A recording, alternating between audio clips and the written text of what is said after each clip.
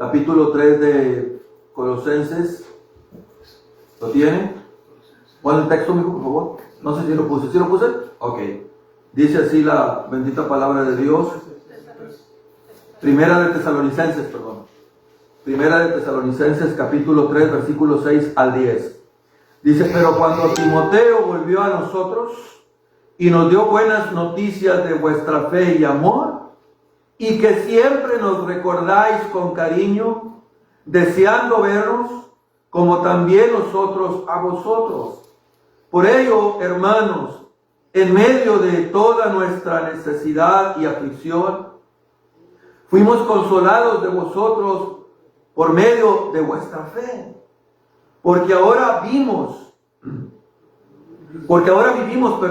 si vosotros estáis firmes en el Señor. Miren lo que Pablo dice, hermano. Porque ahora vivimos, si vosotros estáis firmes en el Señor, el impacto que provocaban los tesalonicenses en Pablo. Por lo cual, ¿qué acción de gracias podremos dar a Dios por vosotros, por todo el gozo que nos gozamos a causa de vosotros delante de nuestro Dios, orando de noche y de día con gran intensidad, para que veamos vuestro rostro y completemos lo que falta de vuestra fe? Hasta ahí. Así que en la primera parte de este pasaje, usted y yo contemplamos a un hombre que estaba profundamente angustiado por la condición espiritual de la iglesia de Tesalónica, que había dejado de una manera abrupta. Vimos a Pablo como un pastor que no podía permanecer indiferente mientras aquellos a quien él amaba profundamente enfrentaban tribulaciones, enfrentaban persecuciones y sobre todo el ataque de Satanás. Su corazón estaba tan unido con ellos que su preocupación a él, lo vimos que lo llevó a actuar, lo llevó al sacrificio, lo llevó a la compasión y a una constante inquietud por la estabilidad de la fe de los hermanos de Tesalónica. La siguiente dijo. Pero ahora, al llegar a estos versículos que ustedes y yo leímos, el tono del pasaje, como nos pudimos percatar, cambia completamente. La ansiedad de Pablo se transforma en consuelo y la preocupación ahora es gozo en su corazón.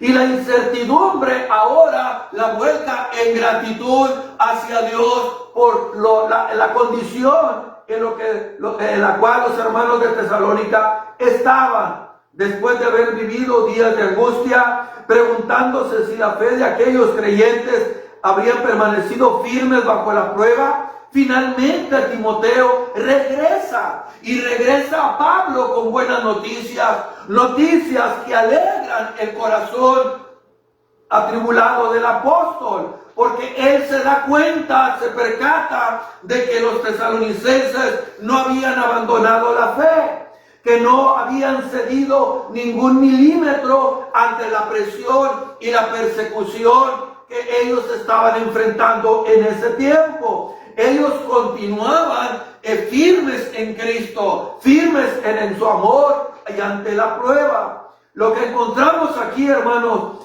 es una de las expresiones más hermosas del corazón pastoral en todas las Escrituras. Porque Pablo no se alegra, si usted se percató, no se alegra por los logros personales que los tesalonicenses hubiesen logrado. No se logra, no se regocija por la comodidad en la que ellos estaban. No, ni encuentra satisfacción en los reconocimientos humanos. No, Pablo se goza, ¿sí? Su gozo está completamente ligado a la salud espiritual del pueblo de Dios, a la salud espiritual de la iglesia de Tesalónica. La firmeza de la iglesia trajo a Pablo consuelo. La perseverancia de la iglesia en Tesalónica trajo alegría al corazón del apóstol. Y el profundo crecimiento espiritual de los hermanos de Tesalónica había producido en Pablo una profunda gratitud hacia Dios, a tal caso que él pudo decir: Señor, ¿cómo yo te puedo pagar? ¿Cómo puedo pagarte? Él sabía que con nada le podía pagar a Dios más que con gratitud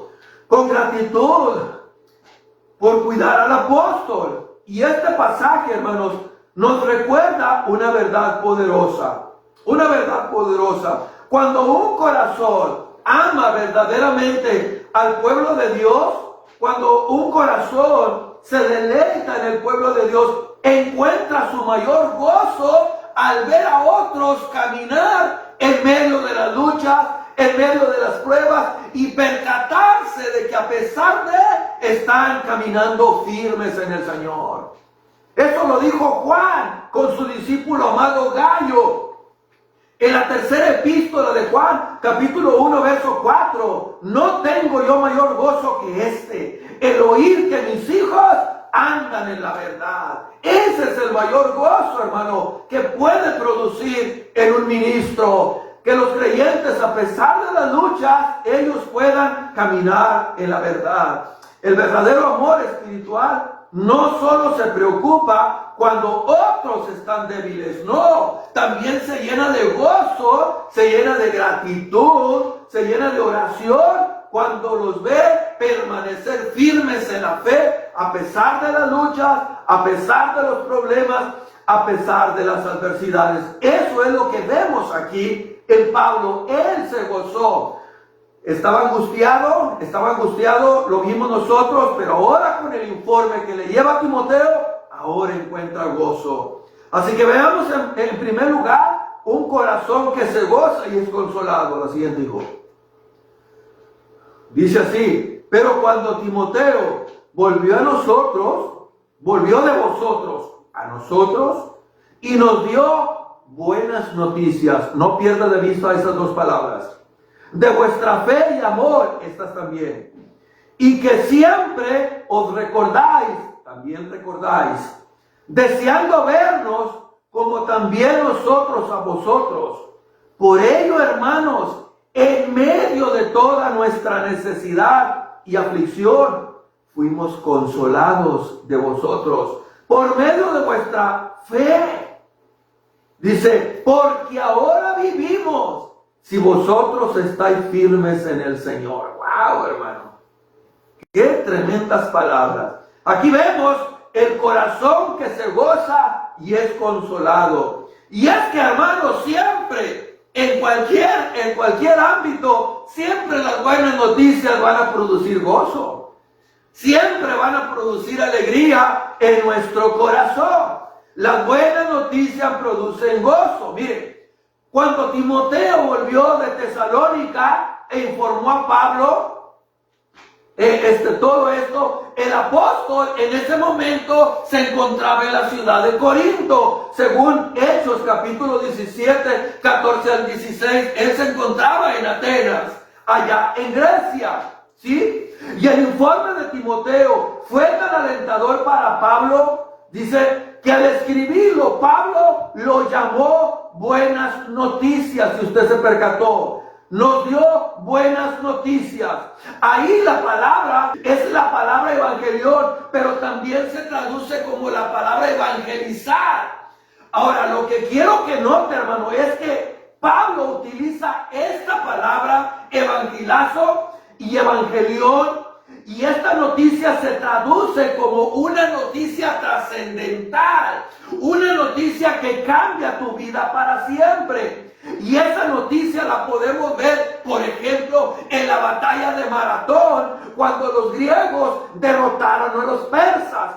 Dice la historia que el general Milquiades reclutó de su regimiento al más veloz, a Filipides, para que fuera a Atenas a dar la noticia de que los griegos habían derrotado a los persas. Y dice la historia que corrió este hombre 40 kilómetros sin parar, y lo único que dijo al llegar a la ciudad fue: hemos vencido, y murió. Bueno, esa es una noticia trascendental que impacta, que cambia tu vida. Sí, y esa noticia en aquel tiempo cambió la vida de Grecia, como también cambia la vida de nosotros por medio del Evangelio de Cristo. Una noticia de impacto, una noticia que trasciende. Y Pablo está equiparando esa noticia que les estoy dando con la que le llevó Timoteo. Porque no solo era un reporte, es una noticia digna del Evangelio. ¿Y cuál era la buena noticia? Dice el texto. La buena noticia es de la fe de ustedes y del amor. Del amor y que siempre nos recordáis con cariño. ¿Se da cuenta? Esa fue la buena noticia. Y aquí la fe es la palabra pistis. Nos habla de una fe de confianza, de fidelidad y de dependencia. Es decir, confianza viva en Cristo, no meramente intelectual. Confianza viva. Esa fe activa evidenciaba la perseverancia de los tesalonicenses. Por eso Pablo dijo, es que esa fe de ustedes, ese reporte que Timoteo nos trajo de la fe, no solo es una fe intelectual, no, es una fe viva en Cristo, una fe que los hace perseverar en medio de las circunstancias. Y luego dice Pablo, y del amor.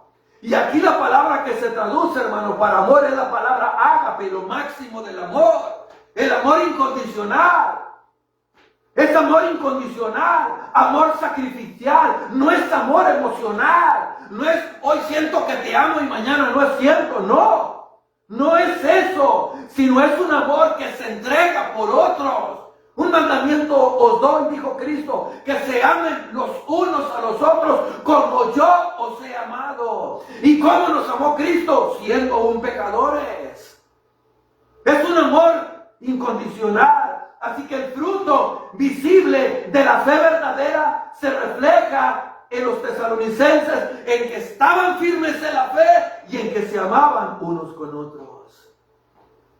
Siempre, dice Pablo, dice, y siempre nos recordáis con cariño, deseando vernos. Y esa palabra, hermano, la palabra recordáis, nos habla de recuerdo, sí, pero no solo de recordar, sino de recordar con afecto, de recordar con gratitud, de recordar con un vínculo espiritual de amor, de alguien que se añora, de alguien que desea verlo, que puede pasar el tiempo, los meses, los años, y aún sigue con la intención, el deseo de verlo. Nos recordáis de esa manera, anhelando vernos. Y esto nos habla de desear intensamente, de añorar profundamente. Y el verbo, hermano, anhelarnos, vernos, este verbo es muy fuerte porque implica un deseo emocional y espiritual genuino de una persona a quien amas, tú quieres verlo de nuevo. Es por ello que Timoteo llevó a Pablo un informe de 4 partes sobre el estado espiritual de los tesalonicenses. ¿Cuál es ese informe, hermano? Primero, entregó las buenas noticias de la fe de ellos en Dios y en Cristo, de que eran auténticos. Eran auténticas, no eran cristianos que se habían desanimado, no. Sus corazones habían sido como la buena tierra que describe la parábola del buen sembrador, que da fruto. Sus vidas reflejaban el impacto transformador del Evangelio. Número 2, dio las noticias nuevas sobre el amor auténtico de ellos por el Señor. Esas eran buenas noticias.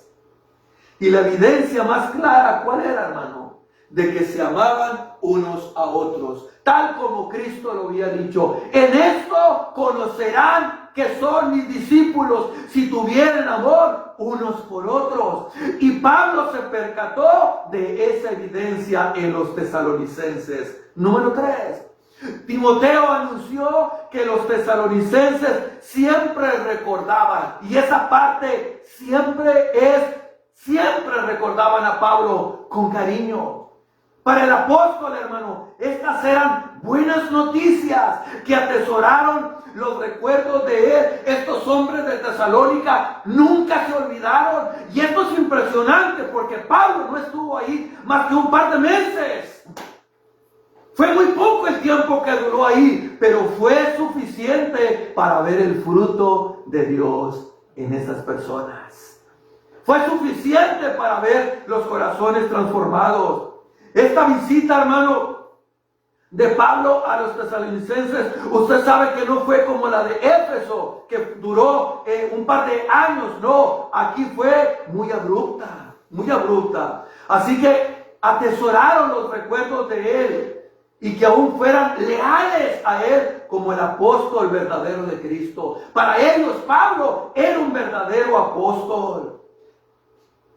En vista de sus múltiples enemigos, y la preocupación también de que Satanás los desanimara por tanta persecución y que los falsos maestros los alejaran de la fe verdadera, Pablo estaba emocionado al saber que la iglesia estaba más firme que nunca. Gloria a Dios.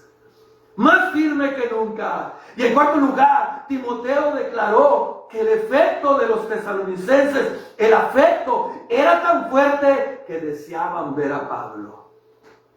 Con dolor por la separación de sus hijos espirituales, Pablo se alegró, y quién no, de las buenas noticias, de que ellos deseaban ver al apóstol, que lo recordaban siempre, que no había un momento en que no se acordaran de él, que lo extrañaban y que querían verlo. Y el informe de Timoteo fue la fuente del giro del apóstol, de la ansiedad al gozo, al deleite. Y en medio de toda necesidad y aflicción, todas las persecuciones, todas las presiones y todas las pruebas que experimentaron, Pablo se consoló al saber que ellos estaban más firmes que nunca. La siguiente. Oh, mis amados hermanos, el gozo del pastor y el consuelo no está en resultados visibles, sino en la firmeza espiritual de su gente. Cuando a pesar de las luchas y de los problemas, el cristiano permanece firme. Cuando su desánimo no lo orilla, al contrario, busca más de Dios.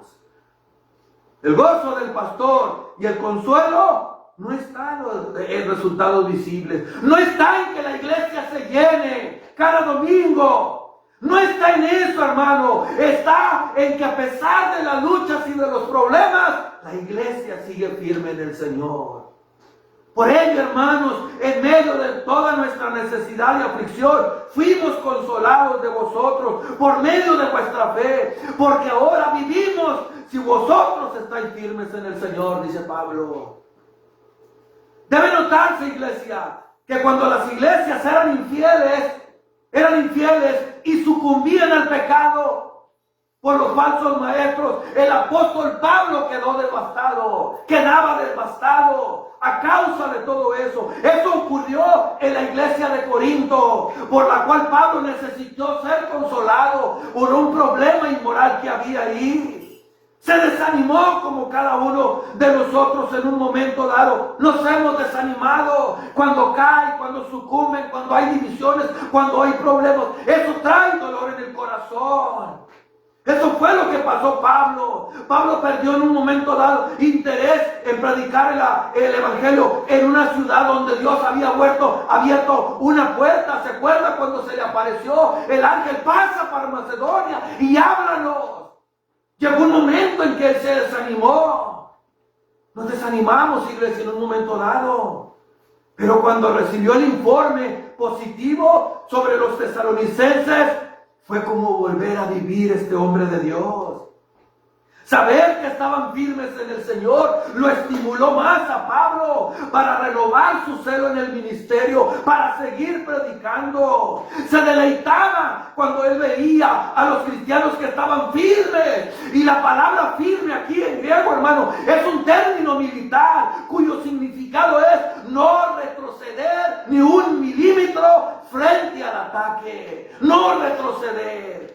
Ellos eran fuertes en su fe, eran fuertes en el Señor. Es por ello que el gozo del pastor no está en los resultados visibles, sino en la firmeza espiritual de la iglesia, que están firmes en Cristo. La siguiente dijo, cuando una iglesia, hermano, una iglesia firme en la fe, produce consuelo, gozo y vida espiritual en otros creyentes, especialmente en medio de la aflicción. Grábeselo en su corazón.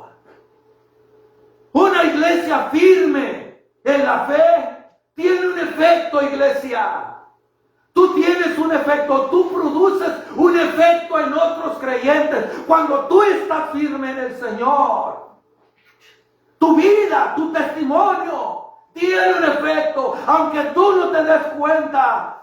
Tú tienes un efecto en otro cuando tú permaneces firme en el Señor.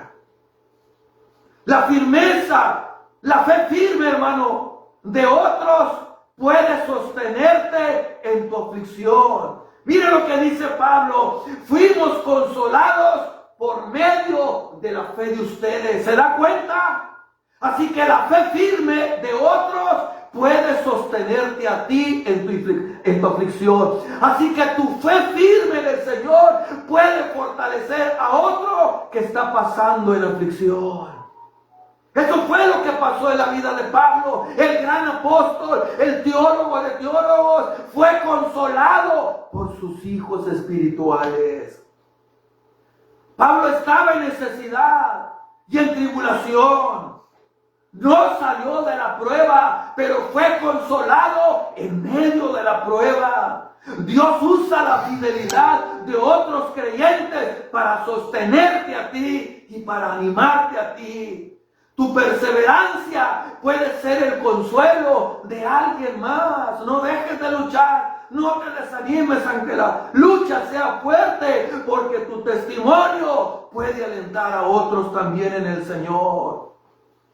Mis amados hermanos, tu vida espiritual impacta más de lo que tú piensas. Dame la siguiente, hijo.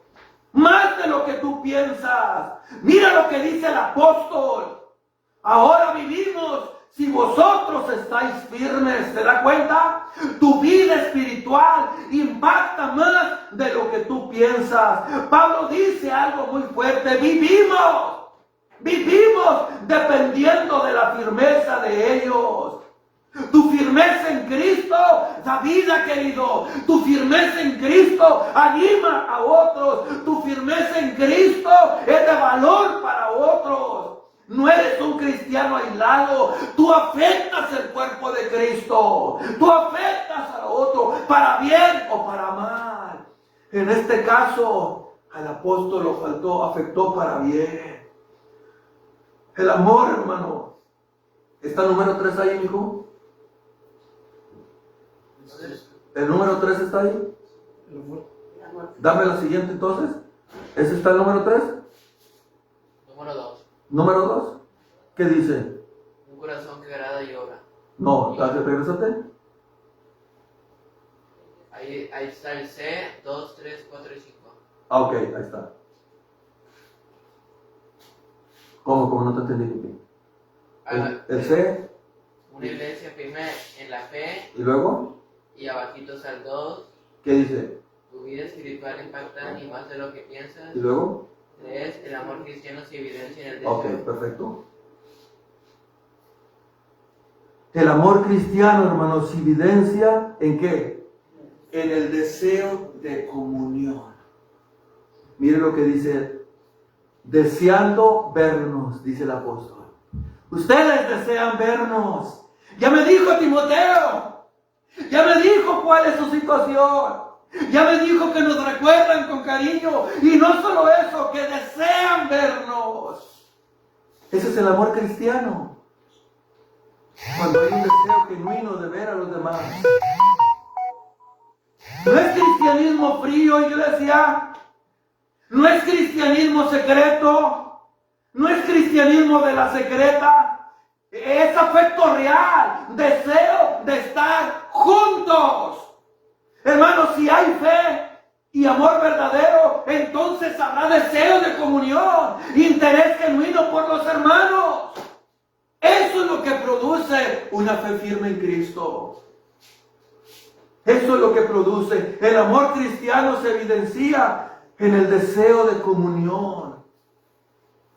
En cuarto lugar, recordar con cariño es parte de la salud espiritual. ¿Qué dice Pablo? Siempre nos recordáis con cariño. Una iglesia madura honra a sus líderes, mantiene vínculos afectivos sanos y no vive en amargura ni en indiferencia. Eso es lo que hace una iglesia firme. La firmeza en el Señor, hermano, es la clave de todo. ¿Qué dice Pablo? Si vosotros estáis firmes en el Señor, nosotros podemos continuar adelante. No es firmeza emocional ni circunstancial, no, es estabilidad en Cristo. Habla de una firmeza doctrinal que está arraigado en la palabra de Dios, en las doctrinas bíblicas de la fe, en el fundamento que es Cristo. Eso es estabilidad en Cristo, es espiritual, porque tú buscas comunión con Dios, tú lees su palabra, tú oras, te congregas. Es una estabilidad que persevera a pesar de las circunstancias. Así que esto nos enseña, iglesia, que la fe produce amor y el amor a su vez produce comunión. Y esa comunión se traduce en consuelo, que fue lo que le pasó a Pablo. Y esto habla de estar firmes en Cristo, de estar firmes en Cristo. Qué hermosa enseñanza, iglesia. Qué hermosa enseñanza tenemos aquí. En segundo lugar, hermanos, la siguiente, hijo. Vemos aquí un corazón que agradece a Allah y ora a Dios. Dice, por lo cual, ¿qué acción de gracias podremos dar? Como si dijera Pablo, ¿con qué le puedo pagar a Dios? ¿Con qué le puedo pagar a Dios? Por ustedes. Por todo el gozo con que nos gozamos a causa de vosotros delante de nuestro Dios. Orando noche y de día. ¿Con qué, hermano? Con gran insistencia. ¿Qué palabra es esa, hermano? Más allá de nuestras fuerzas. Para que veamos vuestro rostro y completemos lo que falte de vuestra fe. Dice Pablo. Un corazón que agradece y obra. Y nosotros vemos aquí, mis amados hermanos, la gratitud por el progreso espiritual es ¿para quién? Para Dios. Pablo le agradece a Dios. En la expresión de Pablo, todo parece indicar que él no encontró palabras adecuadas para expresar la plenitud de su corazón. No encontró las palabras adecuadas. Señor, ¿qué palabras puedo usar para expresar lo agradecido que estoy contigo? Pablo estaba en deuda con Dios por todo el gozo que le había producido el informe de Timoteo. Estaba contento y se dio cuenta, hermanos, que no tenía modo de expresar agradecimiento adecuado a Dios. Y esa palabra que se traduce ahí, dar, es una palabra bien interesante, hermano, porque esa palabra expresa la imposibilidad de volver a pagar al Señor por la obra divina que le hizo gozarse delante de Dios. La imposibilidad de pagarle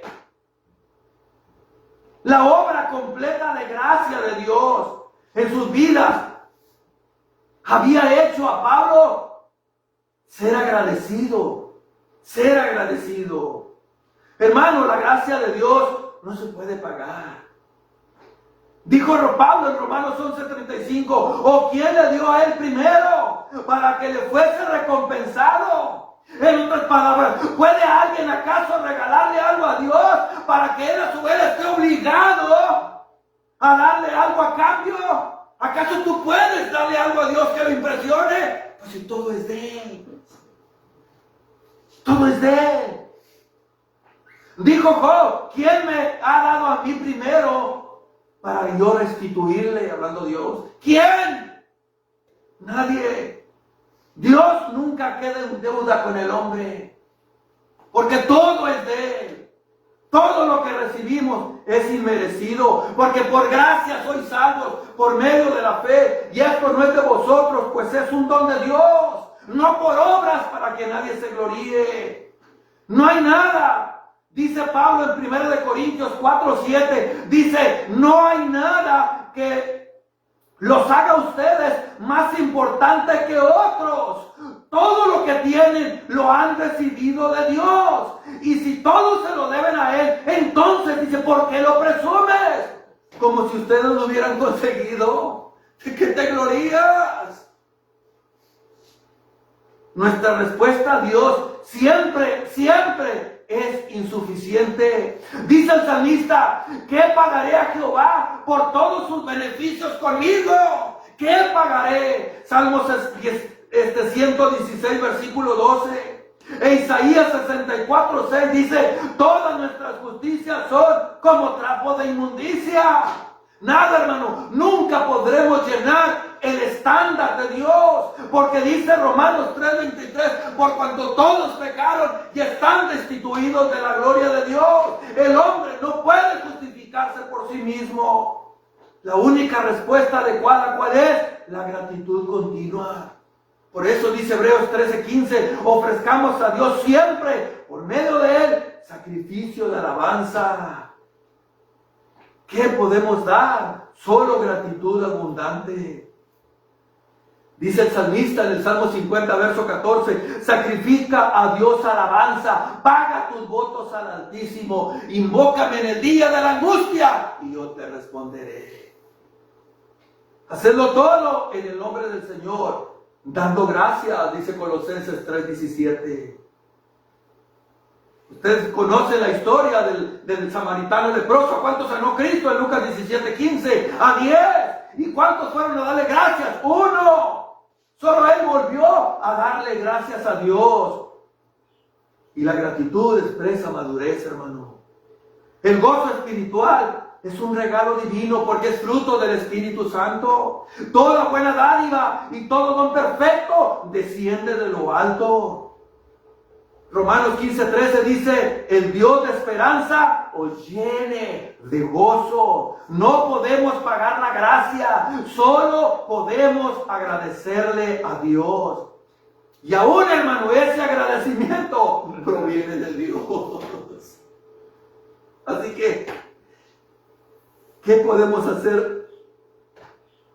¿Cómo le podemos ganar a Dios? Nunca, iglesia, nunca. Lo que Pablo dice aquí no solo es gratitud que reconoce una deuda imposible de pagar. Imposible de pagar. Sigue diciendo Pablo, orando de noche y de día con gran intensidad para que veamos vuestro rostro y contemplemos lo que falta a vuestra fe. La siguiente, hijo. ¿Qué es lo que vemos, hermano? Una oración constante de Pablo.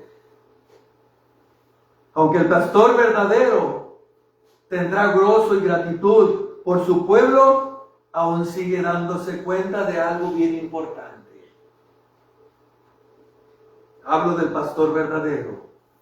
La necesidad de la oración intercesora a quienes les predica. Entenderá que sus vidas no son perfectas todavía y necesitan de la oración. Por estas razones él dedicará a la intercesión sincera ante Dios para que tenga la oportunidad de ministrar en medio de ellos. La oración de Pablo, hermano, ¿qué dice el texto? Constante y ferviente.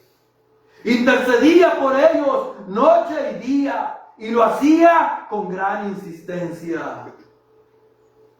Esa palabra traducida, insistencia, indica más allá de lo normal.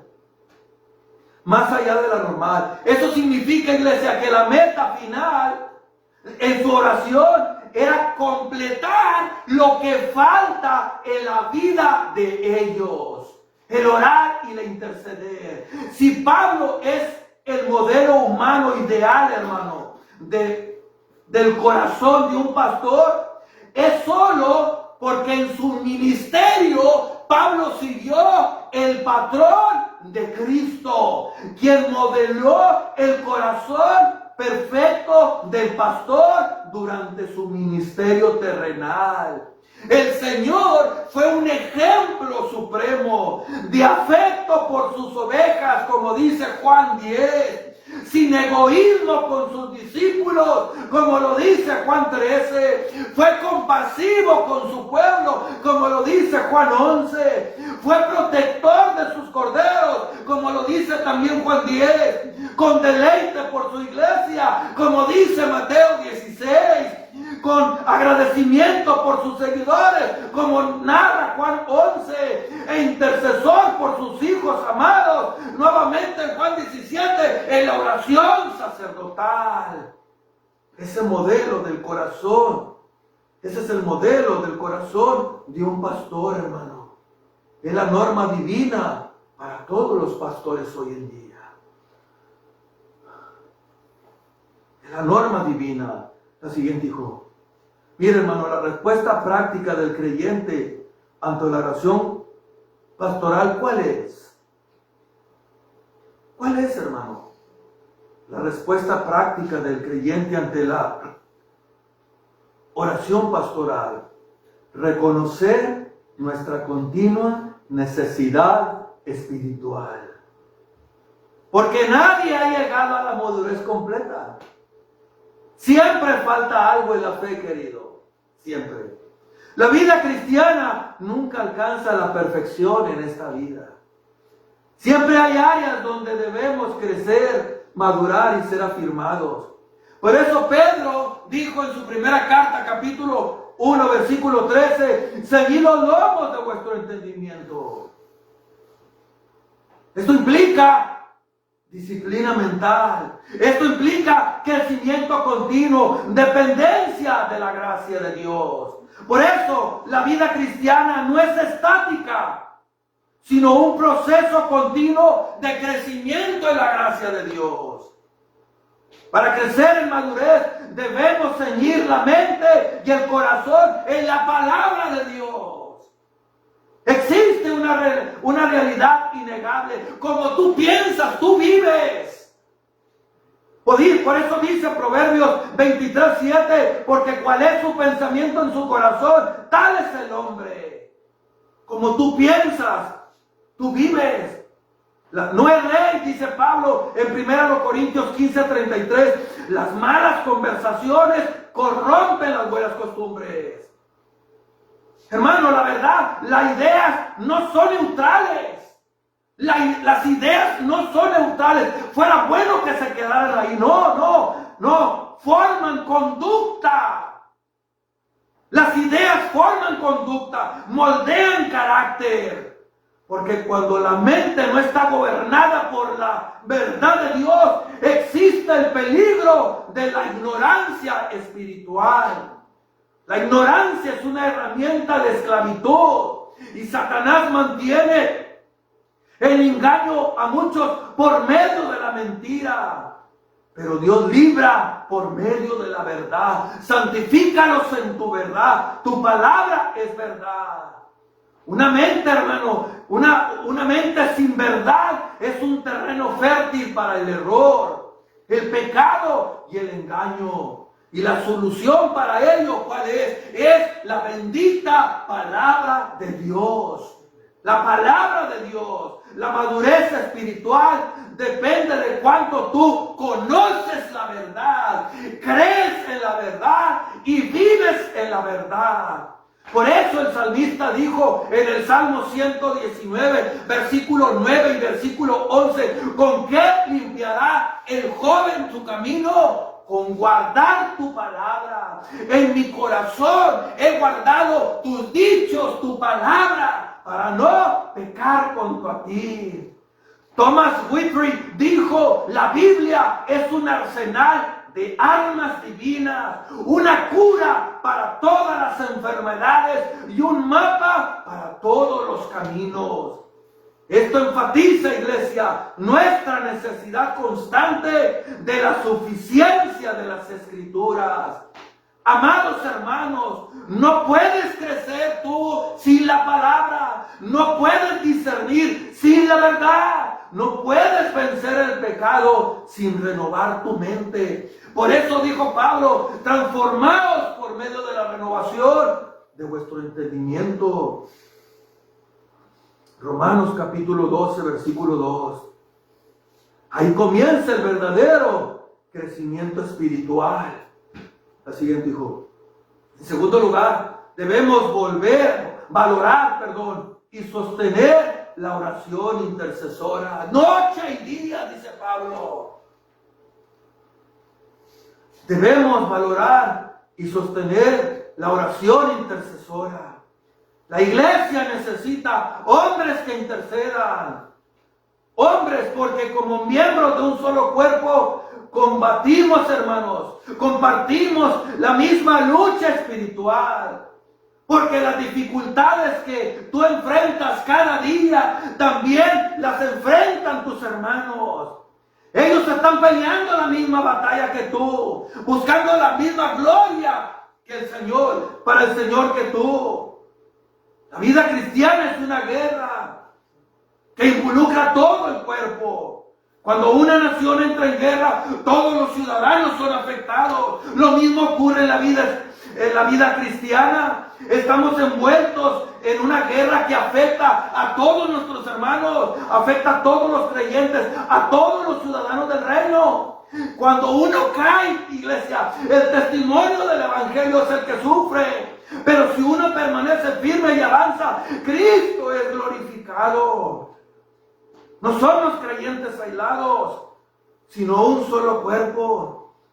Somos parte de un mismo pueblo. Y el objetivo es que todos permanezcamos unidos hasta el fin, peleando la buena batalla de la fe para la gloria de nuestro capitán y el avance de su reino. Por eso debemos tú y yo sostenernos en oración. Tus hermanos, sí, esos que están a tu lado, tus hermanos enfrentan tentaciones. Ellos también se desalientan. Ellos también tienen luchas con la duda. Ellos también tienen debilidades. Y a veces desean rendirse como lo hizo el profeta Jeremías. Así como tú necesitas la ayuda del Señor y clamas por gracia, ellos también necesitan de ti. Por eso debemos interceder unos por otros en oración. No eres el único en la lucha. Debemos orar por todos los creyentes y desarrollar una vida de oración constante y ferviente. La siguiente, hijo. No solo el pastor ora, iglesia. La iglesia debe de hacerlo también. No solo el pastor.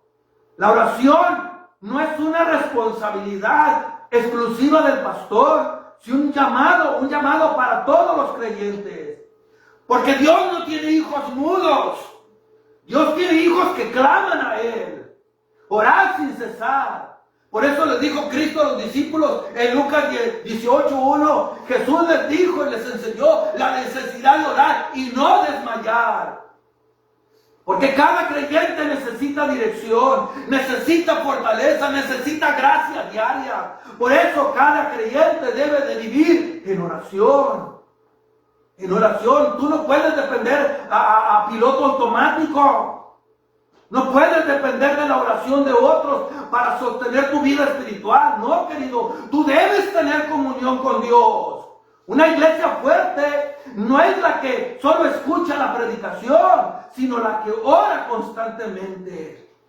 Por eso debemos imitar el modelo apostólico y el modelo de Cristo. La vida de oración no es una opción, querido. Es un modelo establecido primero por Cristo. Nuestro Señor es nuestro modelo. Él oraba, Él buscaba comunión con su Padre, dependía de su Padre todo el tiempo. Levantándose muy de mañana, oraba. Se iba a los desiertos y oraba. Vemos el ejemplo de los apóstoles. Dice que ellos dijeron, nosotros debemos dedicarnos a la oración. En Hechos capítulo 6. Versículo 4, constantes en la oración, también le dijo a los romanos. ¿Cuáles son las características de esta oración? No es ocasional, sino constante, ferviente e intencional. Porque como dice Santiago, la oración eficaz del justo puede mucho. Una vida sin oración es una vida carente de poder. Debemos buscar crecimiento y perfeccionamiento de la fe, la siguiente, hijo. Porque la meta, ¿cuál es? Es la madurez espiritual. Así como nosotros nacemos y vamos creciendo hasta alcanzar la plena madurez de nuestra edad adulta, así también la iglesia debe de crecer espiritualmente. El éxito de un ministerio no es que tenga mucha gente, que tenga mucho poder económico, adquisitivo, que tenga muchas actividades, una buena logística. No, el éxito es la madurez de sus miembros. Esa es la meta que Dios ha puesto delante de nosotros. Que todos lleguemos a una relación, hermano, cada vez más íntima con nuestro Señor. Y para ello es necesario un entendimiento claro de las Escrituras. Una confianza cada vez más sólida y profunda en Cristo. ¿Cuál es el impacto? La salud y la unidad del cuerpo. Porque en la medida en que crece nuestra confianza y nuestra intimidad en Cristo, en esa misma medida crece la unidad práctica de la iglesia. Amados hermanos, la unidad de la iglesia depende directamente de nuestra relación con Cristo. Separado de allí, nada podéis hacer. Él es la cabeza que coordina, que guía y que fortalece todo el cuerpo. Así que tu relación con Cristo no solo te afecta a ti, afecta a todo el cuerpo, a toda la iglesia. Todos debemos continuar creciendo en la gracia y en el conocimiento de Cristo, porque de este conocimiento depende nuestra salud espiritual individual y la salud del cuerpo. Dios nos ha dado medios, amados hermanos, medios. Cómo perfeccionar a los santos. Y el primer medio que Dios nos ha dado es su palabra. Es su palabra. Toda la palabra es inspirada por Dios. Todas las escrituras son útiles para enseñar y para redarguir, a fin de que el hombre de Dios sea perfecto. Vosotros estáis limpios por la palabra, dijo Cristo. Eso es uno de los medios para crecer. El llamado es alimentarse a sí mismo, alimentar al pueblo y enseñar a otros a alimentarse a la palabra. Otro de los medios, como lo hemos visto, es la oración. La oración es otro medio que Dios nos ha dado para crecer. El tercer medio son las pruebas. Dios utiliza las pruebas también para nuestro crecimiento, porque las pruebas producen paciencia, producen madurez y producen carácter en nuestra vida. Dios utiliza las dificultades para perfeccionarnos. El sufrimiento también es otro instrumento, porque perfecciona, afirma y fortalece nuestra vida. Seguir a Cristo implica participar de sus padecimientos. ¿Y cuál es nuestra responsabilidad? Responder al proceso de Dios. Porque cuando usamos estos medios, nuestra responsabilidad es obedecer la palabra, perseverar en la oración, confiar en medio de las pruebas y someternos en medio del sufrimiento. Obedecer, perseverar, confiar y someterte.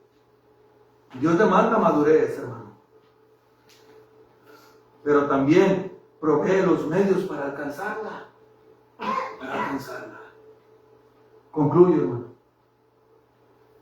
La siguiente, hijo.